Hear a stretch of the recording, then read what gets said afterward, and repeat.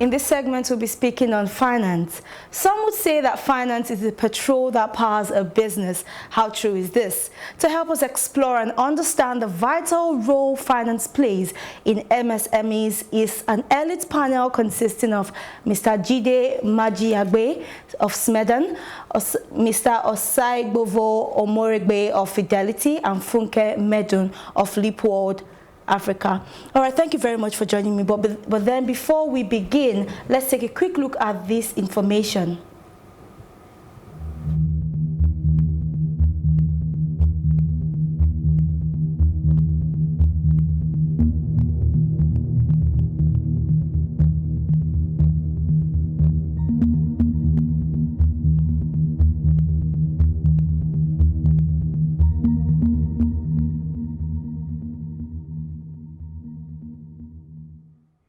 All right, thank you very much for joining me in the studio today. Let's speak a bit about finance, right? Some analysts have said that the federal government have come up with alternative borrowing initiatives for MSMEs in such that they are able to, those that do not want to go to lending institutions like banks, for example, to get loans on high interest rates, for example, right? Do you think this is true? Let's start with you. Absolutely true, but the bit I just want to sort of shed some light on is the bit around the fact that, yes, government from time to time, through the central bank, through, for instance, the Bank of Industry, through even the newly established Development Bank of Nigeria, endeavors to ensure that the financing question is answered through, you know, better access platforms and even, you know, better pricing situations. But what is clear is that for you to reach that critical mass, you still need the lending institutions like the commercial banks in this case. So in a sense, what then happens is these funds are created, and then a set of guidelines are rolled out to drive them, and then the commercial banks or deposit money banks clearly still serve as vehicles to ultimately, you know, playing within the ambit of those guidelines that have been rolled out to guide those funds, still serve as vehicles to transmit these funds, you know, to eligible MSMEs. So yes, a lot is happening with respect to rolling out, you know, funding windows that are as friendly as possible for MSMEs. But what is also very clear is that the commercial banks are part and parcel of that whole story, because we already have the, you know, the tested platforms for lending, the distribution infrastructure and all of that. And we play that role of ensuring that the ultimate MSME on the street, you know, gets that money that has been, you know, set aside by government and other agencies that are clearly, you know, interested in developing SMEs. Okay, yes. Let's get to you, Mr. Jide. What's your thoughts on this?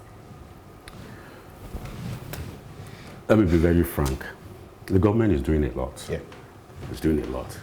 But the bottom line is information dissemination. Nigeria is a very big country. We still have a lot of things that we can do better, but we're getting there. Let me give you an instance for Smedan. We don't give money, but we facilitate, we link to finance. Some programs, special programs that we do for the MSMEs, which we have done in Oyo State, we did in Bauchi, we did in Sokoto, and we did in Lagos. It's called Conditional Grant Scheme, where we give the micro businesses 50,000 naira credit, not a loan, but a grant to assist in their businesses. Like in Lagos, we gave 90 people from each local government in Lagos State, that 50,000. The funds have not yet been disbursed, which is the process. They'll be giving their money in each of the local governments for them to assist to make their business better. That is what we were doing. But the government, you can see, is a very SME-friendly government. And like I said, there's still a lot we can do. Take, for instance, the CBN loan, which many people still don't even know about now, because they don't know how to really go about it.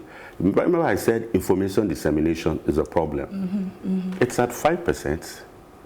It's for you to utilize it. You must be trained, have it through an institution that will, you know, through the certificate with everything registered, accredited training, MSME training, something like EDI, SMEDAN, etc.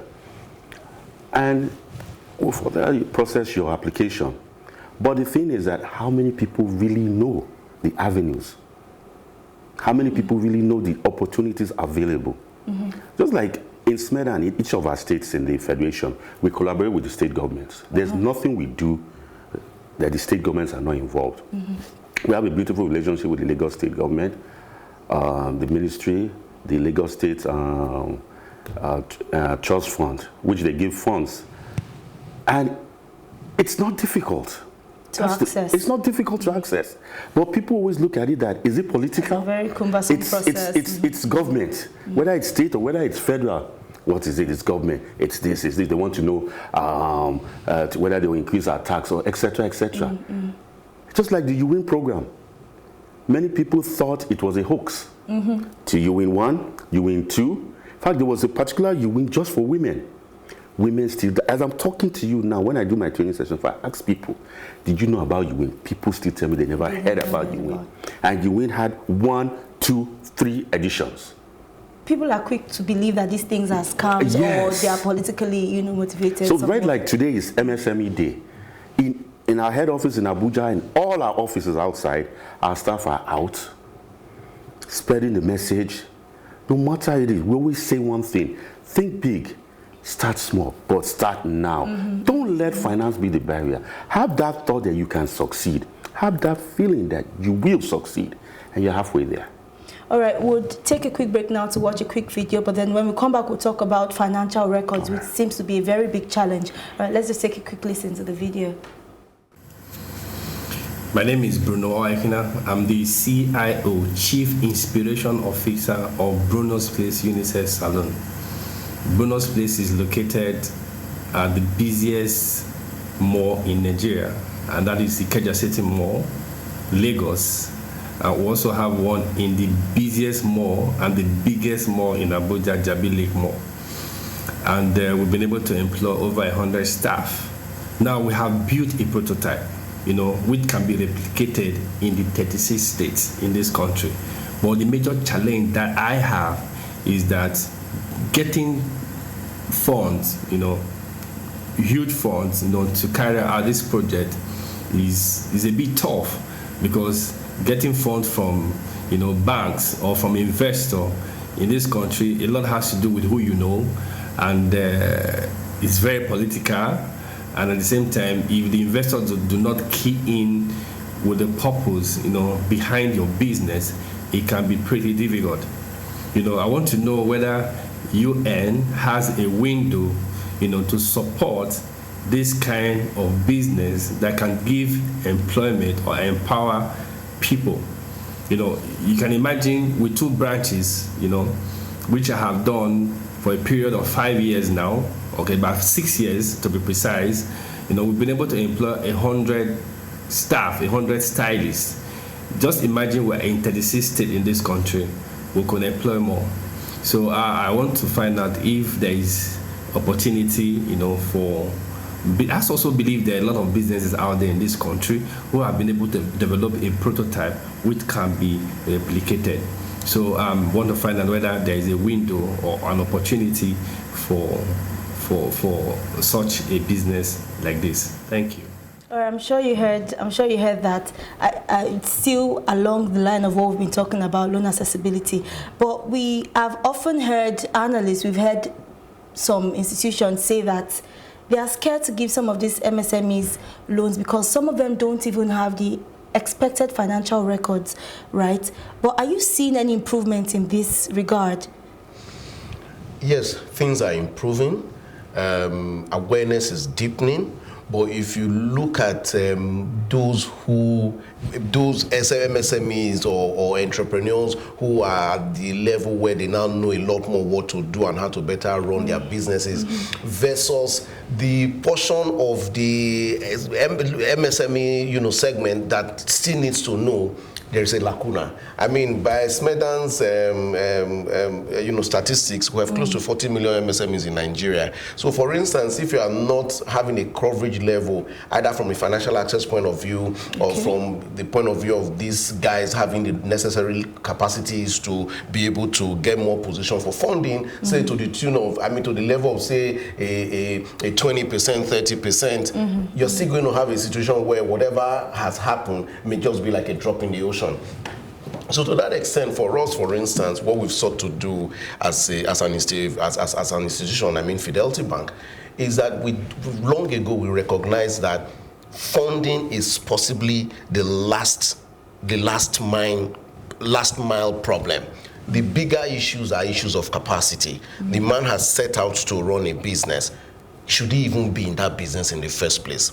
Were the necessary diagnostics done to, certify that the business area that he's decided to go into, judging from his educational qualification, his previous experiences, is that the area he should be in? In fact, that business area that we're even saying he should be into, is it viable versus all of the other macroeconomic indices and market realities that we find? Now, if you even have that, you get to that point where you think that he's gone into the right thing, the next thing is, does he have the structures to run that business sustainably?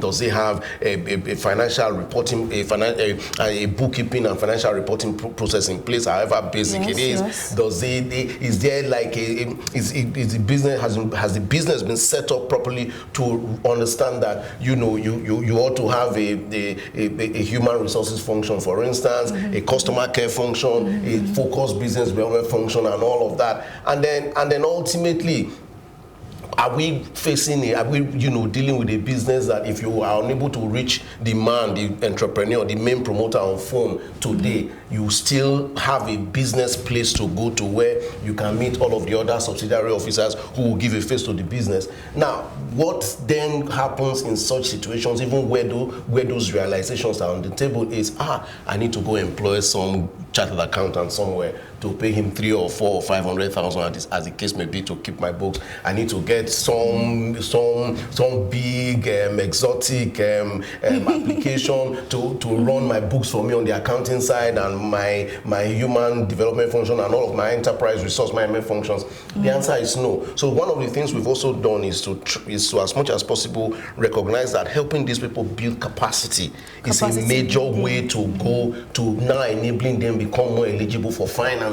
And what we've then done is to say, hey, cost is a major issue for the average small business, no thanks to the fact that there are several basic things it's also grappling with. So we've gone into alliances with entities and organizations that run shared services platforms, in which case an MSME needs to have a bookkeeping process in place. He doesn't need to go employ an accountant.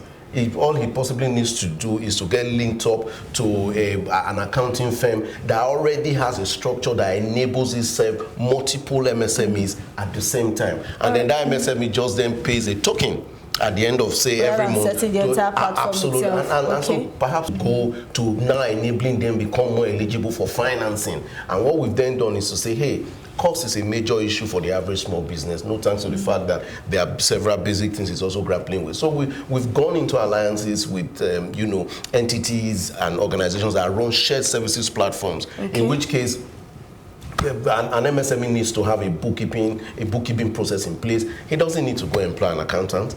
All he possibly needs to do is to get linked up to an accounting firm that already has a structure that enables itself multiple MSMEs at the same time. And then that MSME just then pays a token at the end of, say, every month. Absolutely. And so perhaps we'll say a 15 or 20 or 25,000, the man gets professional accounting services support. Okay, so let's just head quickly to Funke. What is being done to ensure that finance and understanding go hand in hand, so that these monies that we are leaving in the hands of these MSMEs come back as, profit generating schemes and not, such that you are wasting or some points where there's not utilizing the money effectively? Okay, so talking about access to funding and linking it to the question you've asked. Yes. The people that want to give you money wants to be sure that their monies will come back. Of course. Okay?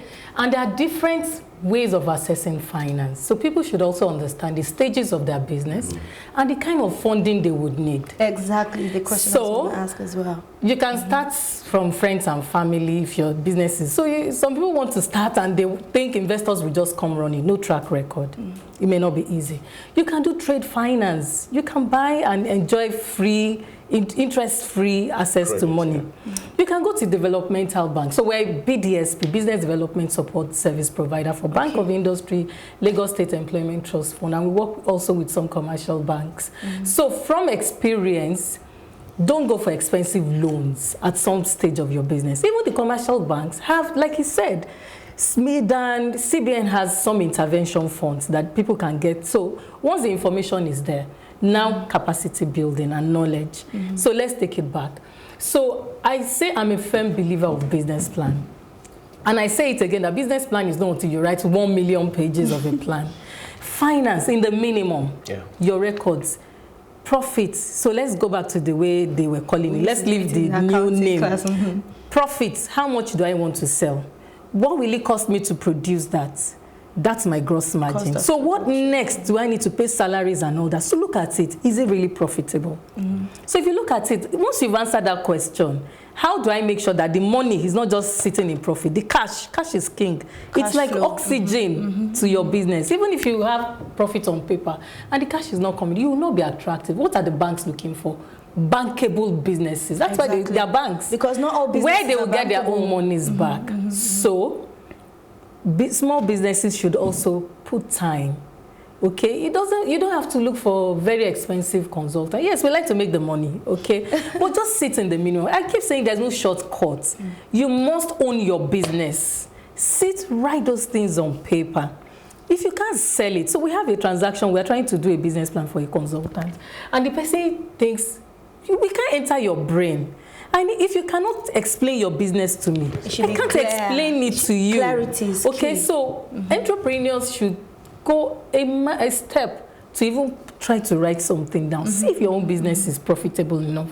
Then people will be attracted to funding you. And there are so many options you can explore. Again, know the stage of your business and you can attract. So I don't have a job.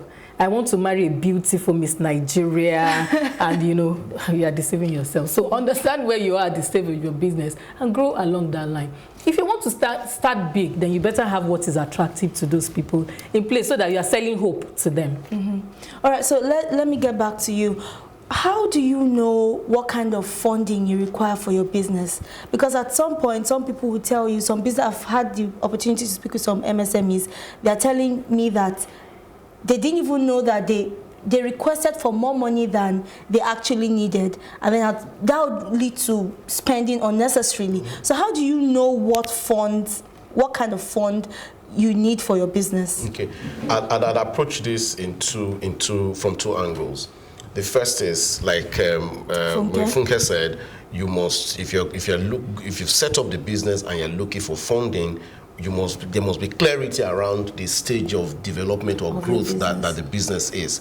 If it's a start-out situation, in which case you're just trying to build track record and trying to get things done, maybe what you need is not debt finance. Debt finance meaning maybe that means you shouldn't be looking at getting a bank loan and all of that, because you could crumble and wipe out the They are very attractive bank. Absolutely, but I mean perhaps debt funding at that level may really put pressure on the business, because cash flows are not possibly strong enough and consistent enough yet to service whatever repayment obligations will be on the table. So perhaps what you need is possibly your personal savings, equity.